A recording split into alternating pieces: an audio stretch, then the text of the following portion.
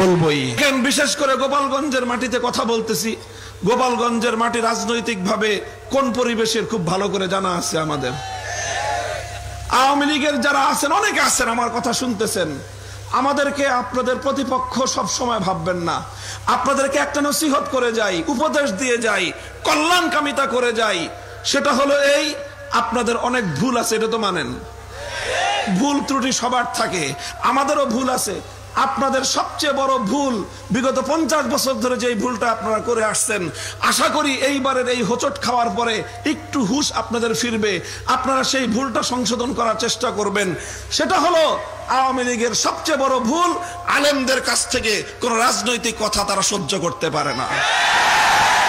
আগামী দিনে আবার হয়তো আপনারা রাজনীতিতে পুনর্বাসিত হবেন, তাহলে এই ভুলটা সংশোধন করে আইছেন।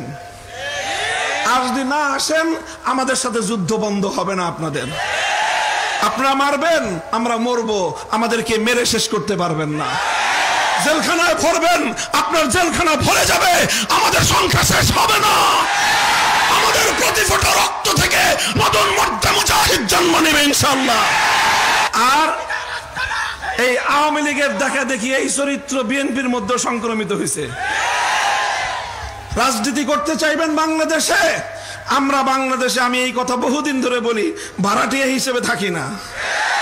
ভাড়াটিয়া মনে করবেন না হুজুরদেরকে।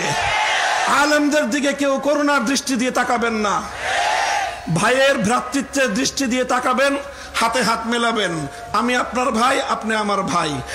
প্রভুত্ব ফলাতে আসবেন, চোখ উপড়ে ফেলবো আমরা।